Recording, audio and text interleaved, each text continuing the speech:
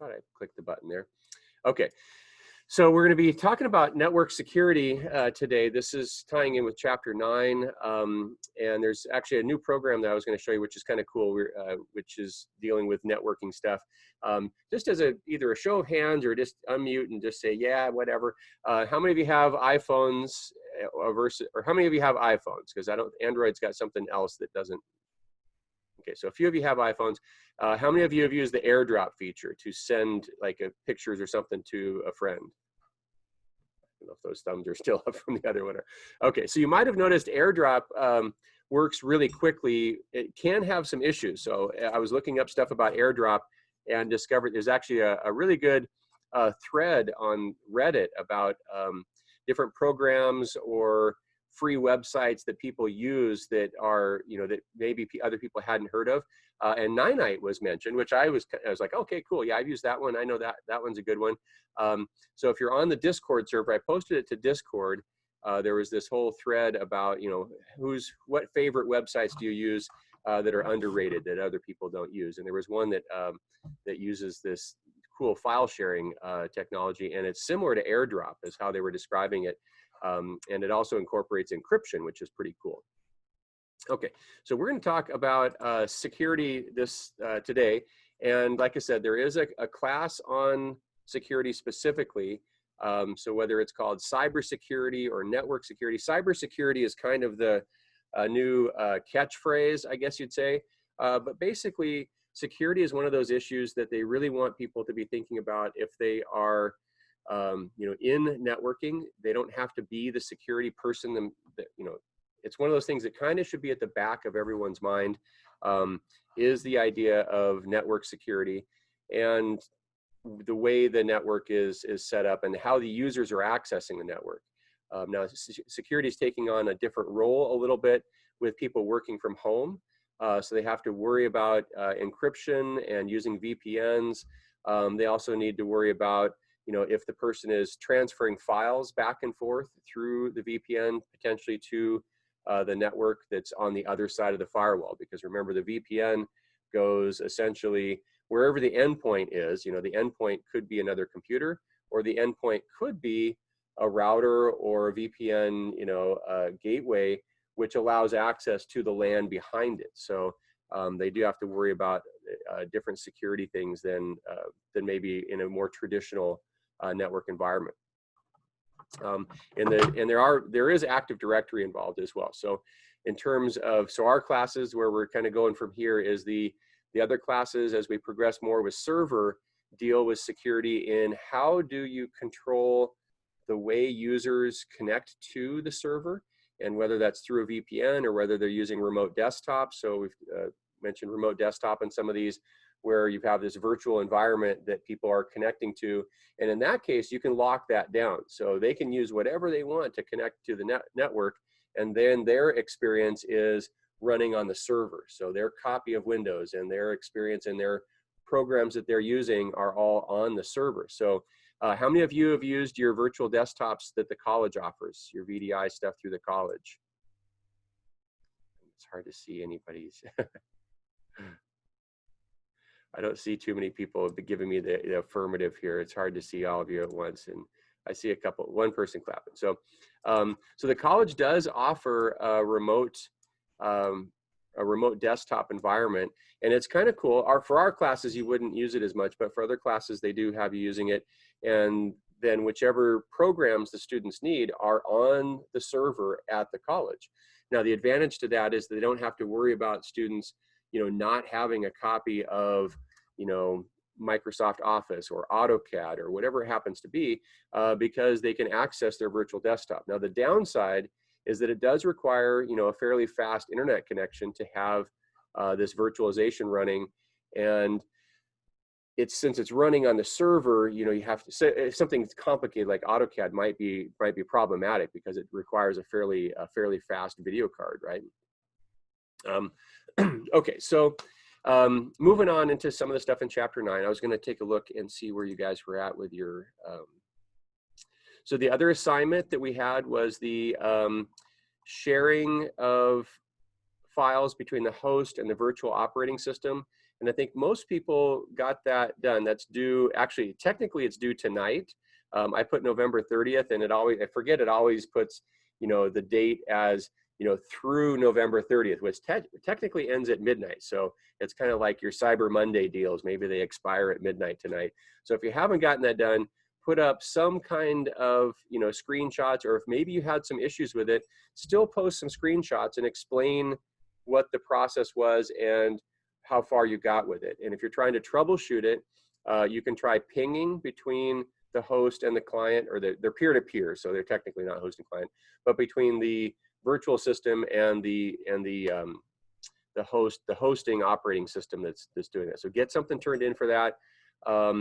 And then we had our little network troubleshooting exercise. Oops, there's Randall coming in here. Go back to anyway. And that was kind of a fun little exercise, I thought.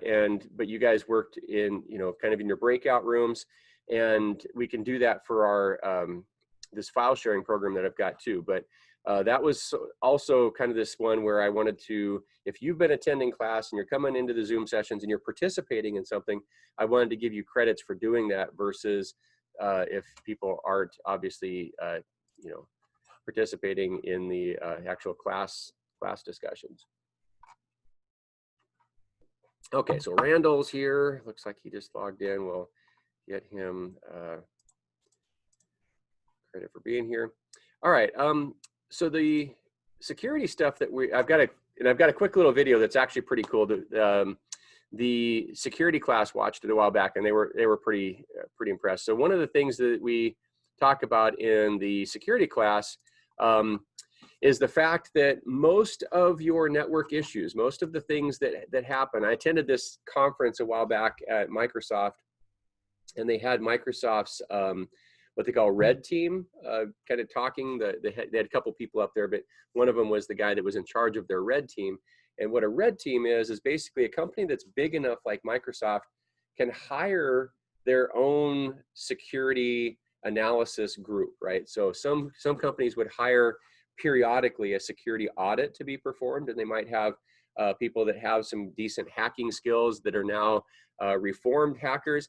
And in the book, remember, it talks about white hat hacker versus black hat versus gray hat, and there's kind of gradations of how people define themselves within the hacking community. But at any rate, the Red Team would probably be defined as white hat hackers, or people that are no longer really within the hacking community, but they've been hired by Microsoft to kind of break into their own network, right? And so if they find a flaw, then they're able to tell Microsoft about it right away because they work for Microsoft. And that eliminates things like, or helps, I shouldn't say does, helps eliminate things like a 0-day exploit. In the book, do you guys remember that talking about 0-day stuff in chapter 9?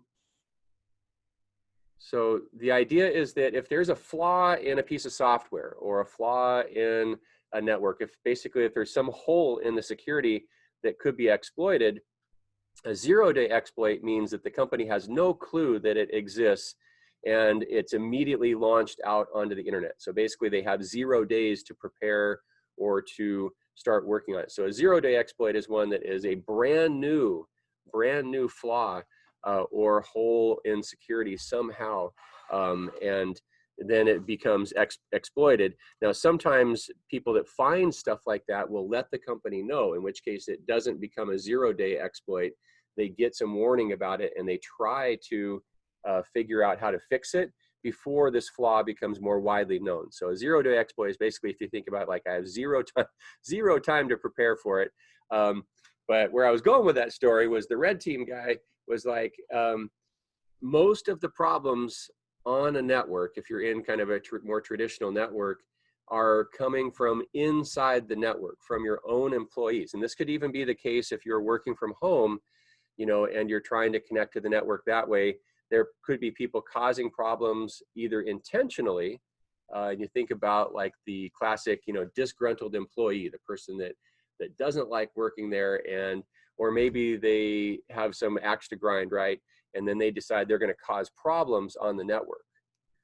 So things in the book that it mentions, like a rogue You guys remember the rogue DHCP server? This is in chapter 9, which I know you guys may not have quite gotten into. So your next quiz will have this, you know, as part of it. So we'll talk about a little bit of it today. But so what does it mean to be rogue? Like a rogue elephant? I feel like English class this morning.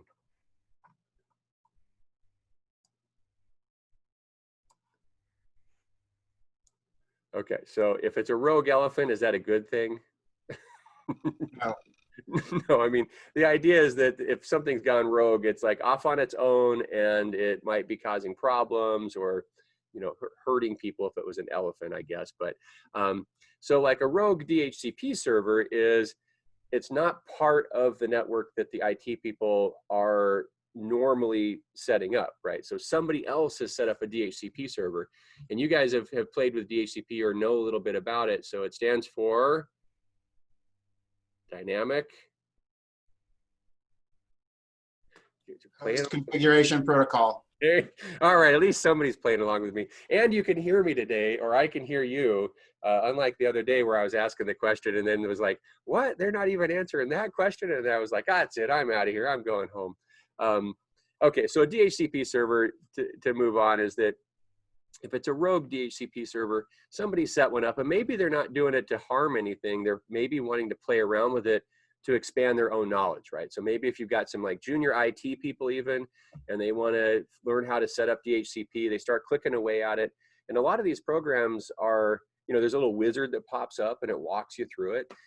So they, you know, they might accidentally on purpose, set up a rogue DHCP server and not realize what it's doing. And so if it's within a network and it starts handing out addresses, then those addresses that it's handing out probably are not configured correctly. Like if they're just playing around with it and trying to set it up, you know, if the rest of your network is using 10 dot addresses and they set up a DHCP server just to play with and it's using 192.168, then those addresses aren't going to work on the network. And so what you'll have is a bunch of machines that are misconfigured, because DHCP is not, it can be set up to be a little bit more specific, like for each MAC address. But typically the way it's set up is your computer fires up, it says, hey, is there anybody out there for DHCP? They reply back, yeah, and then they say, hey, can I have an address? And then it gives them an address. So it isn't very picky about what it gives out addresses to. And then that would cause, obviously, problems on the network, right? So most of your problems, that whether you're in a traditional network, which we'll probably go back to, although now what people are predicting is that as people have discovered that their job can be done at home, a lot of them will probably want to continue to work at home. So you're probably going to have a pretty big shift in the way people are working for a lot of jobs. Now, granted, some jobs can't be done remotely or are not computer type jobs. So, but anyway, so then you have issues with configuration of things like VPNs and security issues that way as well. But chapter 9 talks about security risks, and so we'll take a quick look at this, a couple of the key terms here. But we've all heard the term hacker, and in our security class, there's a little movie that we watch that talks about hacking, and from the perspective of, you know, there's kind of this culture there. And not all of them consider themselves to be, you know, so in the news, a hacker is kind of automatically bad. But, and so if you're watching the news and they talk about a hacker doing this or hacker doing that, typically it's when they have broken into a network and they've wanted to cause problems and they've either stolen data or maybe infected the network with a virus or something like that.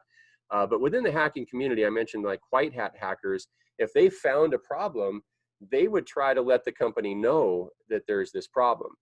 Now, it's interesting, in the movie that we're watching, this one guy, he actually gets in trouble because he's trying to help, right? And they call him like the helpful hacker on the news. But the company doesn't want his help and doesn't want somebody trying to break into their network. So they still see the hacker as a problem, even though in their minds they're trying to help, right? So so the book talks a little bit about hacking and mentions white hat versus black hat versus gray hat. And, you know, those are terms that are used within the hacking community. And the little video we're going to watch is from DEF CON, which is this big conference that hackers have or did have in Las Vegas. It was canceled this year. But basically during DEF CON, people get together and they try different security techniques. They're trying to break into, practice networks, wireless access points, all kinds of stuff.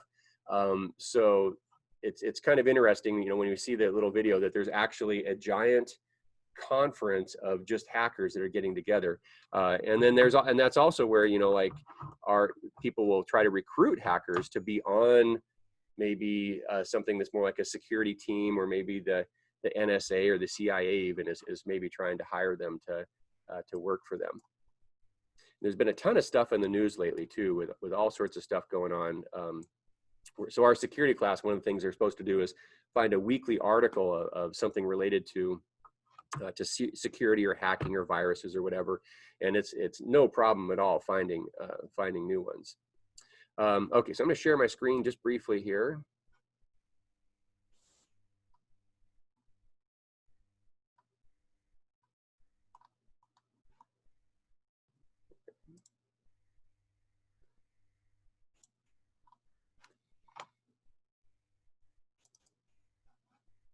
Okay, so in the book, it's talking about risks from people, and this is, absolutely the case that, it's the guy from the red team was mentioning it was about 80% of the problems were actually caused from, I don't know why it doesn't, like, it's fuzzy. There it goes. 80% of the problems are caused from people that are inside the network. So in that case, if you're trying to think about in the book where it's talking about like a hacker, most of the time when we think of hackers, you think of somebody that's outside, right? The term, the evil hacker is like, some kid in his basement, or maybe it's, it's the Russian hackers, there's actually got government, and that's true. They do have, different government entities that sponsor hacking. One of the articles that one of the students turned in a little while ago was that North Korea has a hacking team. And I found that to be kind of interesting, because North Korea is thought, for the most part, a lot of the country doesn't even have electricity, so for them to have a high level hacking operation is kind of interesting. But so this chapter where it starts talking about people risks, social engineering is a big one. The video I had for you guys to take a look at is one that's on social engineering. So they have this person that's I guess she would be called a hacker too. That there's however they define themselves, but she's really good at social engineering. And this guy is at DEF CON, so he's a civilian and he's at DEF CON, and he challenges them to hack him basically. And so there's different ways that people can go about it, but basically social engineering is somebody pretending to be somebody that they are not, and trying to gain information, and it could be passwords, whatever. So before somebody attempts to be doing social engineering, a lot of times they will try to find out as much as they can about the network and about the people that work there, names, who's if they can find some sort of flow chart that shows here's the boss, here's the head of the IT department, here's this, they would try to use that to sound like they work there, like they would know enough people's names that they could convince somebody that they are, not somebody that they're not supposed to be, right? So it goes over these other examples of, things that you can train users. So like if you find a USB flash drive, would you take it and put it into your computer?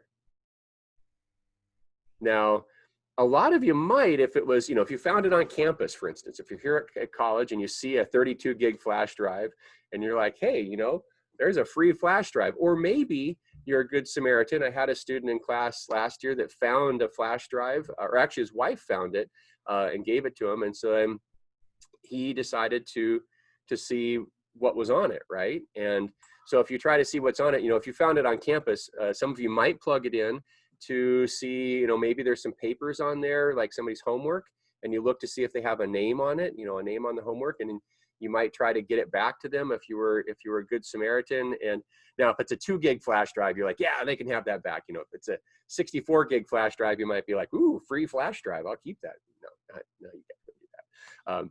But at any rate, this idea of baiting, this is how they have introduced viruses into facilities that are supposed to be air gapped. So the idea is that there's part of a facility or a network that has no connection to the outside world. Like it has its own little network inside to do its thing, and there's no connection to the internet, because the internet is like the biggest, you know, hole in the world for having security issues. So they might, you know, accidentally drop a flash drive, or accidentally on purpose, or a DVD, maybe even back in the older days, but now it was probably more likely a flash drive. And then, so, you know, maybe you've got this DVD labeled, you know, cool music or something like that. And somebody's like, oh, okay, I'm going to see what, you know, music files are on there. So the whole idea is that somebody's supposed to grab this and bring it into the network and put it into their computer. And they've got programs then that can be executed that'll automatically, you know, infect the network with, you know, malware or a rootkit or something like that. So I thought that's pretty interesting. And so now, you know, if you're in a high security area, you would be training your users, do not plug that flash drive in. You know, that's a no-no. Don't pick up stuff off the ground and put it in your computer, right? That's a good way to get germs in your computer. All right. They mentioned tailgating, and it has, in the other book, I found it interesting. So this is the definition that I'm more familiar with, where it's talking about if a person is entering a building, you know, physical security, if somebody's entering a building, that they kind of get through the door before that door closes, right? So like, you know, if somebody goes into a building and it's got a security access code and all that, that they wait till the door is almost closed. And you guys have seen that in movies and stuff like that too. In the other book, I believe it's for the software class, they were talking about tailgating being somebody, you know, if you leave your computer, if I'm logged into a network and I walk away from my computer, how long does it take for the screensaver to come on and lock the desktop? Like a minute. So did somebody say a minute? It all depends on the settings. Yeah. Yeah, and it's variable, right? That's one of those things that you can control. I mean, it was an open-ended question. It could be a minute, it could be 30 seconds. And that's to prevent the idea of somebody going and using your computer after you've left, right? So that means you've left a terminal that's logged into the network, but it hasn't yet secured itself due to inactivity, right? So there's a weird another definition that's basically like, yeah, if you're tailgating, you're hopping on somebody else's computer and trying to use that computer. The one I'm most familiar with is the idea of going through the doors, but the other one makes sense too. And it also means that, you know, training people not to leave their computers unattended. How do you lock your computer quickly?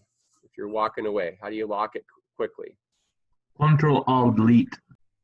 Yeah, the good old 3-finger salute. You do Control-Alt-Delete. That brings up the little menu that gives you a couple different choices, right? Task Manager is one of them, but there's also one to lock the computer. So that's a good habit to get into, just from a security standpoint, is not leaving your computer unattended. In class, sometimes people would do little jokes or something. If somebody left a computer sitting there and they were logged in to their computer, they might go on and change their desktop background or something goofy like that. So there's definitely a risk to leaving your computer unattended. Okay, so moving on here. So phishing emails, you might get emails that are that look like they're real but aren't really. So this, I don't know why this book does this all the time to me. Okay. Okay, so I'm going to show you the quick little video I've got, because we're going to run out of time here. The video is actually pretty good. It's from DEF CON from a couple years back. And again, DEF CON is this big, and you can look up other videos on DEF CON. There's some pretty interesting other videos of some of these guys and gals doing security exploits. They've even done some on cars. One of the recent hacks was on a Tesla as well, to try to, like, you know, gain access to a car. So there's all sorts of challenges that they'll do, and a lot of them deal with wireless technology or getting onto networks and intercepting data, things like that.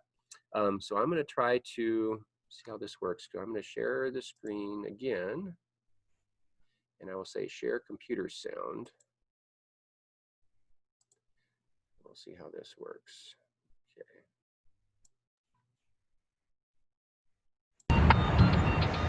DEF CON is the biggest hacker convention of the year. It's a place where thousands of hackers come to hear talks to demonstrate their newest hacks. It's actually a place that's so dangerous to be on the internet that they tell you to turn off the Wi-Fi and the Bluetooth on your phone, and they tell you not to use the ATMs too, because those could be hacked as well. This is the DEF CON ballroom. It's sort of the main room where things are happening, and it's pretty wild. I think this is Car Hacking Village. This car's locked. Can you get me in? I'll unlock it for you.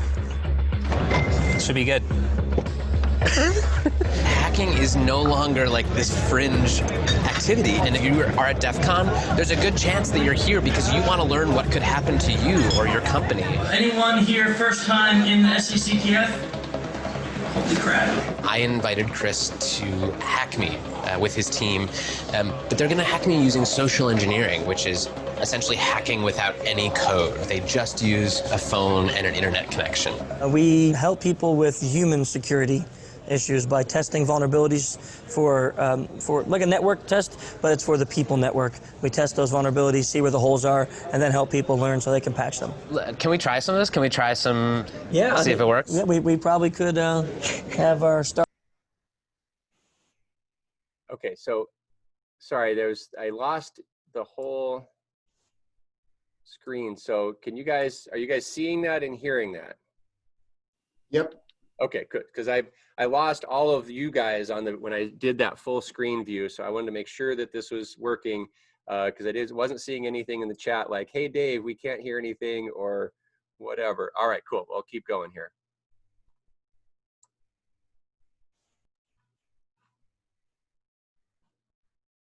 Our Visher here, make some phone calls as Let's do it. Sure. Do you want to do a sample phishing call? What's phishing? Phishing is voice solicitation, and basically what you do is you use the phone to extract information or data points that can be used in a later attack. Let's do it. Who are you going to call?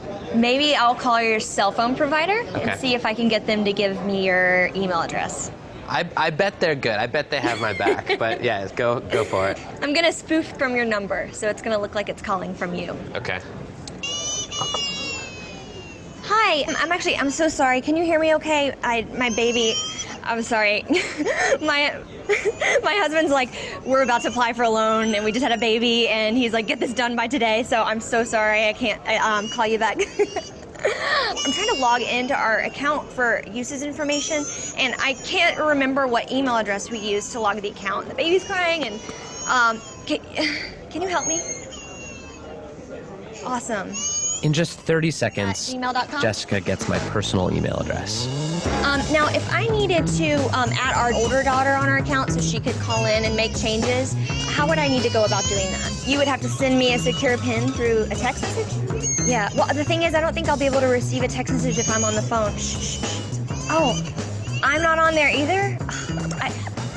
So I thought when we got married, he added me to the account. Okay, my Jessica uses my girlfriend's name and a fake social security number 5127. to set up her own personal access to my account. Wait, I'm sorry, so there's no password on my account right now? Can I set that up? She even gets the support person to change my password. Thank you so much for your help today. So she just basically blocked me out of my own account. I'll get her fed after this. All right, thank you. Holy shit. So they just gave you access to my entire cell phone account. You're gonna have to go on and change your password now because it's Jess, my name. And all it took was a crying baby and a phone call. Yes. I really thought that my cell phone company would protect me. I mean, like, this is the most basic stuff, and they're not doing it. And if they're not doing it, you know all these other businesses aren't doing it either.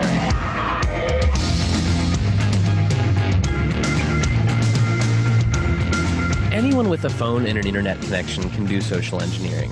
But I was curious, what can a hacker with serious coding skills do? Well, DEF CON is the world's biggest hacking convention. It's hacking everything, hacking social, hacking hardware, hacking software, hacking various systems. I asked Dan Tentler, a well-known security researcher, to turn all of his firepower on me. I did get into quite a number of things that I found. So what were the first things you did? How did you start hacking me? I quickly found your Squarespace blog and had an idea. Basically what I did was created a bogus Squarespace site and sent an email to you a fish asking you to go to this website, run this certificate installer. And I did it because Yeah. I'm an idiot. So once you ran that, it gave me access to your computer, and I created several fake pop-ups that looked like system pop-ups that would ask you for your credentials. You didn't even have to have my passwords. No, you gave them to me. I gave them to you. Yeah. So I stole your 1Password keychain.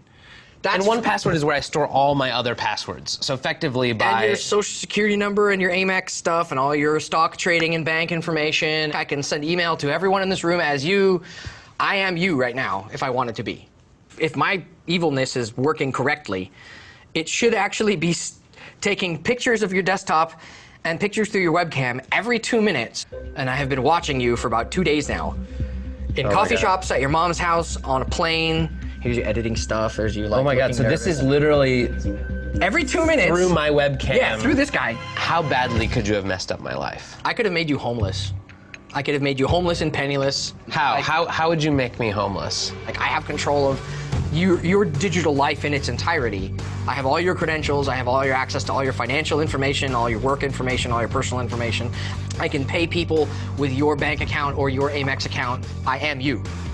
I can fully impersonate. Like the only thing I couldn't doctor would be like your fingerprints. This is like as bad as it gets. It's ridiculous. Yeah, it's bad. So it turns out that Dan Tentler is very good at his job. I mean, he hacked the hell out of me. He got everything. I mean, frankly, I want to take my computer and throw it into the deepest part of the ocean, and I want to become a hermit, and I want to never touch a piece of technology again, because holy shit, that was everything. That was the keys to my entire life, and he just pulled them out of his pocket.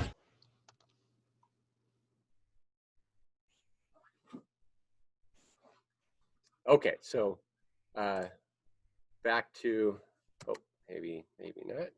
There we go. Hopefully you guys can hear me and hear each other at this point again, I hope. All right. Yeah, that one's a pretty good video. There's a bunch of those out there too. Hang on a second. Whoops. There's a bunch of those out there from DEF CON. That one in particular is good.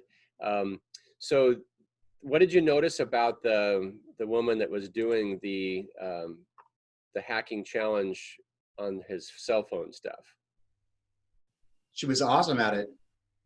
Yeah, she had the voice down, the great, like a great actor, right? I mean, that's really what they're doing, is they're putting on an act. What else? What was she using to? What kind of tools was she using? The baby crying sounds. That was genius. Yeah, I mean, so the person that she's talking to, who's like a tech support person for, let's say, Verizon or whatever, what are they thinking when this is going on? Right. We're just I trying to imagine they just wanted to help the poor lady with the crying baby. Yeah, they're like, oh, I just want to get this person off the phone. There's a baby crying and she's stressed out. I mean, so they're trying to be helpful. Now, a couple of technology things that she was able to do. So the first one is that she spoofed his phone number, so that helped when she was calling tech support. A lot of tech support places, like when I call my car insurance place, they know it's me and have my account pulled up before I even tell them who it is, because they've used caller ID, right? So she did have some technology support that way, but mostly it was just her acting really, really, well, like that she's stressed out. I was super impressed with that one. So, yeah. Okay. So, at any rate, the other guy, the hacker guy, he was using some techniques that are discussed in the book too. So these fake websites, and you guys will get these sometimes in your email. It's one of those things, if you're working for a company, we will periodically get emails from our IT security guy. If something's coming around, they'll say to ignore, this specific email, because it's gotten through our spam filter too. Like, we have a filter on our email server that is supposed to block bad emails, but every once in a while one of the emails will get through that's a phishing email or something like that. What did she call it? She didn't call it phishing with a PH. What did she call what she was doing? Vishing, the V? Yeah. When she first said it, I thought she was saying phishing, but she was actually she said vishing, like voice like voice phishing, like, so she's like pretending to be, so I thought, yeah, I was really impressed with that one as well. But yeah, for you guys, if you're going through this chapter, I know not all of you have read chapter 9.